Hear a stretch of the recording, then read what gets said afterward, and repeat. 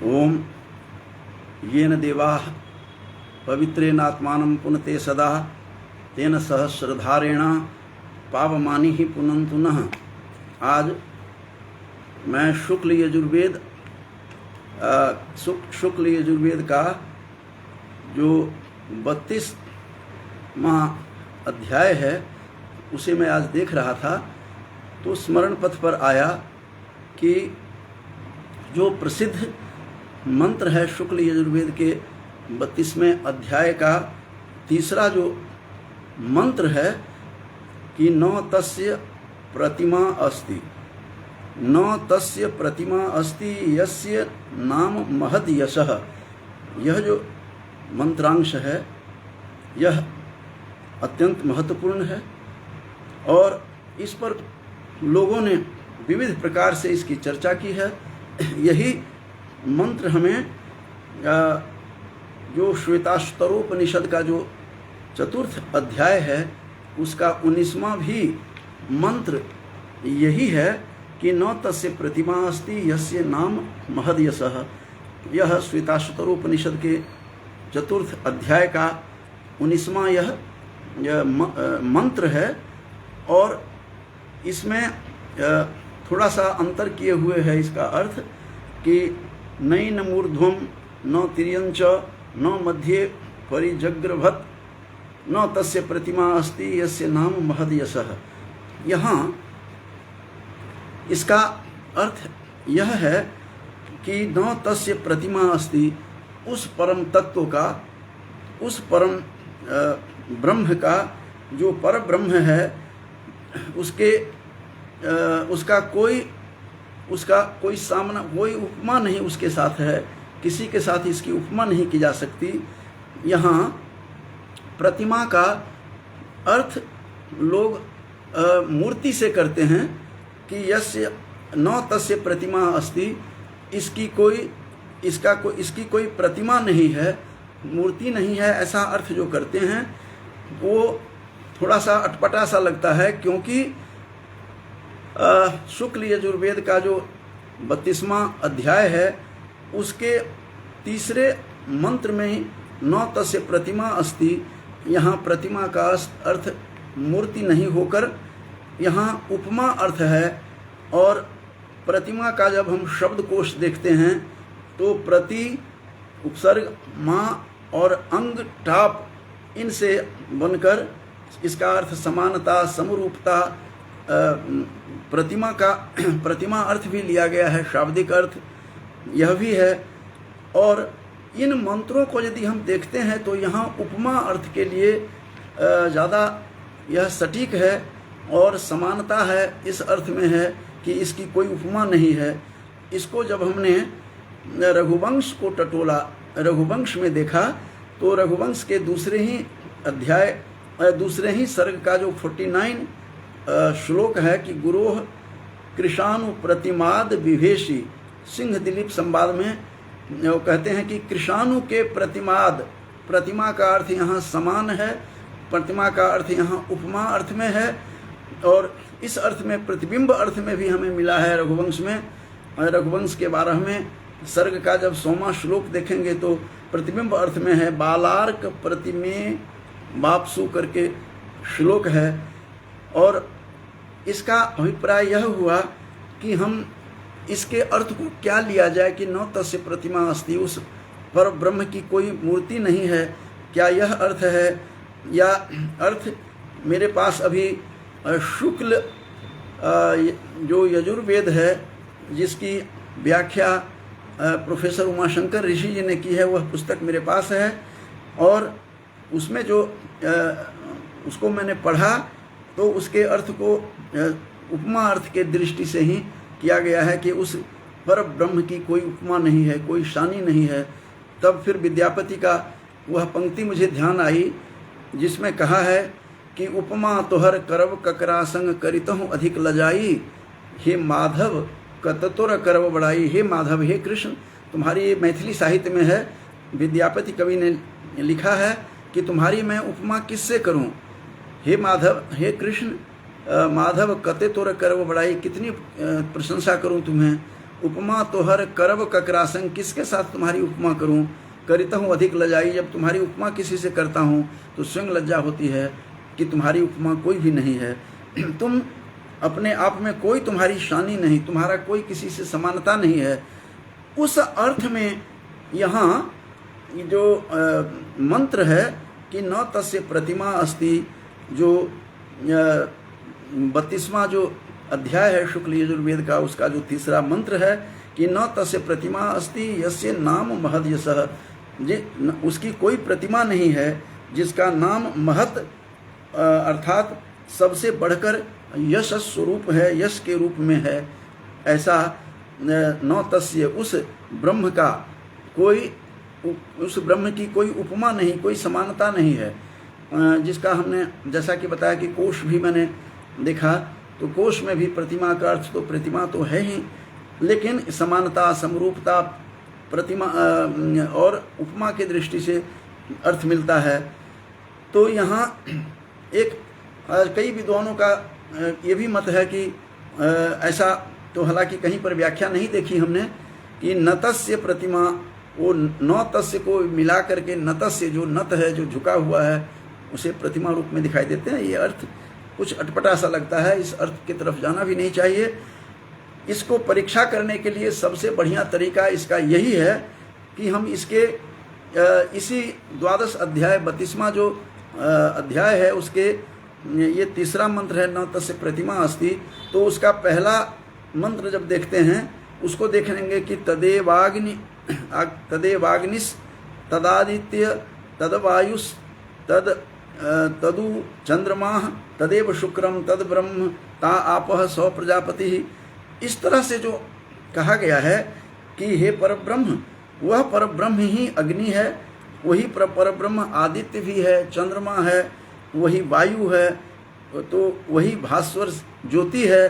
सर्वे निमेषा जगीरे विद्युतः पुरुषाधि नैनूर्ध्वं न तिर्यंच न मध्ये परिजग्रभत। ये जो इसका मंत्र है, इसका अभिप्राय यह है कि उस परब्रह्म का जो है स्वरूप कैसा है, वह आदित्य रूप में है, वायु रूप में है, चंद्रमा रूप में है। और यहाँ उसका अर्थ यही संगत लगता है कि न तस्य प्रतिमा अस्ति, अर्थात उसकी कोई समानता नहीं, उस परब्रह्म की समानता नहीं है। बजाय कि हम इस न तस्य प्रतिमा का अर्थ हम प्रतिमा लें, विग्रह लें, मूर्ति लें, यह संगत नहीं बैठता। और पूरा जो मंत्र है इसका हिरण्यगर्भ इत्येष माँ हिंगुम सीदित्येषा यस्मान्न जात इत्येषः। तो इसका जो मेरा अभिप्राय है आज कहने का कि न तस्य प्रतिमा अस्ति यस्य नाम महद यशः, उसकी कोई प्रतिमा नहीं है, अर्थात उसकी कोई उपमा नहीं है, उसकी समानता नहीं है। बजाय कि अर्थ करें यहाँ कि उसका कोई विग्रह नहीं है, उसकी कोई मूर्ति नहीं है, उस पर ब्रह्म की, उस ईश्वर की। अब जैसा कि मैंने बताया श्वेताश्वतरोपनिषद के का जो 19वां चौथे अध्याय का 19वां मंत्र में भी यही मंत्र दिखाई देता है कि न तस्य प्रतिमा अस्ति यस्य नाम महद यशः, उसकी कोई प्रतिमा नहीं है, उस परब्रह्म की कोई प्रतिमा नहीं है।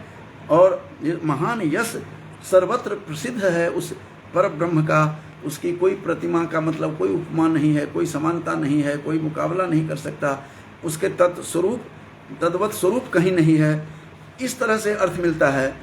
अब हमने इसको एक और ग्रंथ को टटोलने का प्रयास किया कि आखिर उसमें क्या कहा गया है। तो जब उसमें विशेष रूप से शांकर भाष्य को जब मैंने देखने का प्रयास किया कि शांकर भाष्य इस विषय में, शंकर इसके अपने भाष्य में विशेष रूप से श्वेताश्वतरोपनिषद का जैसा बताया था चौथे अध्याय का 19वां जो मंत्र है, जिसमें कहा गया है कि न तस्य, उसका कहा गया है कि नैन मूर्ध्वं न तिर्यंच न मध्ये परिजग्रभत न तस्य प्रतिमा अस्ति यस्य नाम महद यशः। इसकी व्याख्या करते हुए जो इसका भाष्यकार शंकर हैं, आदि शंकर, वो कैसे भाष्य कर रहे हैं कि तस्य तस्य तस्यैवेश्वरस्य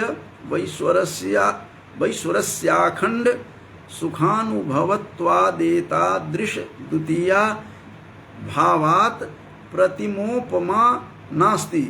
प्रतिमा अर्थात उपमा नास्ति कह रहे हैं। अखंडानंदानुभव रूप होने से वह अखंडानुरूप है। उस परब्रह्म का स्वरूप बता रहे हैं। वह कैसा है कि कोई ग्रहण करने में समर्थ नहीं है, जिसका कोई आदि नहीं है, निरंश है, निरवयव होने के कारण प्रकृत ब्रह्म को ऊर्ध्व आदि दशाओं में अखंडानंदानुभव रूप जो होने के कारण उसके समान कोई दूसरा न होने से उस ईश्वर की कोई प्रतिमा अर्थात उपमा नहीं है, समानता नहीं है। समानता ही यहाँ पर भाष्यकार ने श्वेताश्वतरोपनिषद के 4थे अध्याय का जो 19वां मंत्र है, न तस्य प्रतिमा अस्ति, इसकी व्याख्या में उन्होंने साफ शब्दों में कहा कि भावात प्रतिमोपमा नास्ति। भावात प्रतिमा अर्थात उपमा नास्ति, यह कहकर निराकृत किया, स्पष्ट कर दिया कि न तस्य प्रतिमा अस्ति जो वैदिक मंत्र है या उपनिषद का मंत्र है, उसका भाव क्या है, उसका अर्थ क्या है कि वह जो पर ब्रह्म है, जिसका स्वरूप अग्नि के समान, आदित्य के समान, चंद्र के समान, वायु के समान, शुक्र के समान चमकता हुआ जो है, उसकी कोई उपमा नहीं, उसकी कोई तुलना नहीं, उसकी कोई समानता नहीं, उसका कोई साम्य नहीं। इस अर्थ को ही देखें तो ज़्यादा अच्छा लगता है कि बजाय कि इसका हम न तस्य प्रतिमा अस्ति अर्थात उस पर ब्रह्म की का कोई स्वरूप नहीं है, ऐसा यह ठीक नहीं है। चूँकि इनके पूर्व 2 मंत्रों को यदि देखते हैं, ये तीसरा मंत्र है 32वें अध्याय का, तो पहले और दूसरे मंत्र को जब हम देखते हैं तो उस व्याख्या प्रसंग से स्पष्ट होता है कि न तस्य प्रतिमा अस्ति, न तस्य माने उसका, उस ब्रह्म का की कोई उपमा नहीं है। प्रतिमा का अर्थ प्रतिमूर्ति नहीं होकर उपमा अर्थ है, समानता है। जैसा कि मैंने बताया था कि कृष्ण के कहा है कि माधव कथित और करब बराई, उपमा तुहर करब ककरासन, किसके साथ तुम्हारी उपमा करूं, करिता हूँ अधिक लजाई, करते हुए मुझे लज्जा होती है। जो बात विद्यापति ने उस कृष्ण के बारे में कहा है, यहाँ वही तत्सम अर्थ दिखाई दे रहा है कि न तस्य प्रतिमा अस्ति अर्थात उस ब्रह्म की कोई मूर्ति नहीं है, ऐसा नहीं अर्थ नहीं है। इसका अर्थ संगति बैठती है कि इसकी कोई उपमा नहीं, इसकी कोई तुलना नहीं, इस पर ब्रह्म की कोई समानता नहीं है, पैरेलल इसका कोई कुछ भी नहीं है। तो उस परम पुरुष परमेश्वर की कोई प्रतिमा अर्थात उपमान सामना करने वाला नहीं है, जिसका नाम सबसे यश के रूप में, महद यश के रूप में कहा जाता है।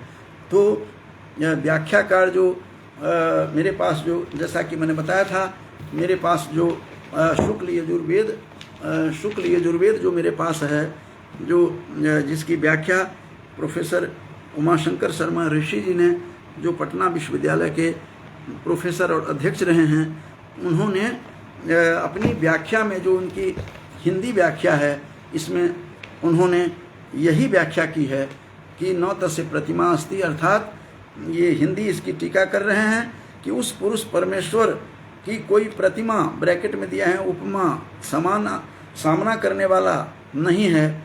इस प्रकार से उपमा अर्थ ही बताया है, न कि मूर्ति, न कि विग्रह, कि उस पर ब्रह्म का कोई विग्रह नहीं। और लगता तो है कि ऐसा भी अर्थ हो सकता है, लेकिन ऋषि जी ने ऐसा नहीं किया। न ही गीता प्रेस गोरखपुर से जो हमारे पास पुस्तक है ईशादी 9 उपनिषद, उसमें भी नहीं है। न इसकी व्याख्या आदि शंकर ने अपने भाष्य में भी ऐसा नहीं कहा है। उनका भाष्य भी उन्होंने प्रतिमो उपमा कहा है, उपमा नास्ति, प्रतिमा अर्थात उपमा नास्ति कह करके निराकृत किया है। इस दृष्टि से न तस्य प्रतिमा अस्ति जो बात कही गई है, और उसे हमें उसी रूप में लेना चाहिए कि उस ब्रह्म का, उस पर ब्रह्म का की कोई उपमा नहीं है, कोई सामना करने वाला नहीं है, कोई समान नहीं है। इस प्रकार से इसका अर्थ कोई इसका सामना करने वाला नहीं है, इसका कोई सामना नहीं कर सकता। उस पर ब्रह्म का उसकी कोई उपमा नहीं है, उसकी कोई तुलना नहीं है। मैंने रघुवंश को भी कोट करते हुए कहा था कि सिंह दिलीप संवाद में दूसरे ही सर्ग का 49 श्लोक जो है, गुरोह कृशानु प्रतिमाद विभेशी, राजा दिलीप को सिंह कहता हुआ कह रहा है, जो गाय ने अपना रूप बदल करके सिंह रूप में परिवर्तित किया है, जिस कामधेनु की पुत्री जो सुरभि की पुत्री थी नंदिनी, उस जो सिंह रूप धारण कर लिया अपने माया रूप से, वो सिंह क्या कहता है दिलीप को, राजा दिलीप को, कि हे तुम्हारे जो गुरोह माने गुरु की जो कृशानु प्रतिमा अग्नि के समान, तुम क्यों डरते हो उस गुरु से। यहाँ समान अर्थ में है, उपमा अर्थ में है, समानता में है, साम्यता के लिए कहा गया है। इस प्रकार से समरूपता के लिए है, समानता के लिए यहाँ पर अर्थ है। रघुवंश में प्रतिबिंब अर्थ के लिए भी आया है, एक जगह प्रतिमा अर्थ के लिए भी, प्रतिमूर्ति के लिए भी आया है। तो यहाँ पर मंत्रांश को देखते हुए यह तीसरा मंत्र है 32वें अध्याय का, जो तीसरा मंत्र है शुक्ल यजुर्वेद का, उस दोनों मंत्रों को देखकर ऐसा लगता है कि तदेव शुक्रम तद ब्रह्म ता आपह स प्रजापति आदि बातें जो कह करके इन्होंने जो वर्णन किया है, उसके बाद है कि न तस्य प्रतिमा अस्ति यस्य नाम महद यशः, जिसका महान यश है, इस सब इसके ऊपर कोई यश नहीं, ऐसे महद यश वाले की, ऐसे पर ब्रह्म की कोई उपमा नहीं है, कोई समानता नहीं है, कोई तुलना नहीं है, कोई सामना करने वाला नहीं है। इस तरह का अर्थ, सामना करने वाला कोई नहीं है, इस तरह का अर्थ प्रोफेसर उमाशंकर शर्मा ऋषि जी ने किया है। तो आज न तस्य प्रतिमा अस्ति, इसको जब मैंने देखा तो मैंने सोचा कि इसकी चर्चा थोड़ी सी की जाए इस विषय की, कि आखिर न तस्य प्रतिमा अस्ति इसका क्या अभिप्राय है। तो इसको लेकर मैं उपस्थित था कि न तस्य प्रतिमा अस्ति। इन्हीं शब्दों के साथ मैं एक बार फिर दोहराता हूँ कि यहाँ उपर्युक्त दो मंत्रों को देख करके तीसरे मंत्र को देखने से लगता है कि कोई सामना करने वाला नहीं है, उस पर ब्रह्म का, उस ब्रह्म रूप का कोई उपमा नहीं, कोई समानता नहीं, कोई समतुल्य नहीं है कुछ भी। और रघुवंश में भी मैंने बताया कि दूसरे अध्याय का 49 श्लोक जो है, गुरोह कृशानु प्रतिमाद विभेशी, तुम वहाँ पर कृशानु अग्नि के समान कहा है, प्रतिमाद प्रतिमा वाला, उपमा वाला, समानता वाला कह करके संबोधित किया है। तो मुझे लगता है कि यहाँ पर इसका अर्थ ऐसा ही करें तो श्रेयस्कर होगा, सटीक इसकी व्याख्या यही होगी कि न तस्य प्रतिमा अस्ति, तो प्रतिमूर्ति विग्रह नहीं समझकर इसे उपमा रूप में लिया जाए। इन्हीं शब्दों के साथ अपनी वाणी को विराम देता हूँ। मैं धन्यवाद और शुभकामना देता हूँ कि शिवदयाल सिंह चीमा जी को जब मैं बोलता हूँ तो ये जुड़ जाते हैं, ये संस्कृत प्रेमी हैं, इसलिए इनको मैं शुभकामना देता हूँ। और शुभकामना देते हुए आज का, जैसा कि मैंने बताया था कि जो शुक्ल यजुर्वेद है उसके 32वां जो अध्याय है, उस 32वें अध्याय का जो तीसरा मंत्र है, जो न तस्य प्रतिमा अस्ति, उसकी कोई प्रतिमा नहीं है का अर्थ है कोई मूर्ति नहीं है, ऐसा नहीं कि, बल्कि कोई इसका सामना करने वाला नहीं है, कोई समानता नहीं है, कोई उपमा नहीं है। और शांकर भाष्य भी उपमा शब्द का ही प्रयोग किया है। तो इसको इसी रूप में अर्थ लिया जाए ताकि इस मंत्र की सही व्याख्या हो सके। इन्हीं शब्दों के साथ अपनी वाणी को विराम देता हूँ। जयतु सुरभारती, जयतु वैदिकी संस्कृति। धन्यवाद।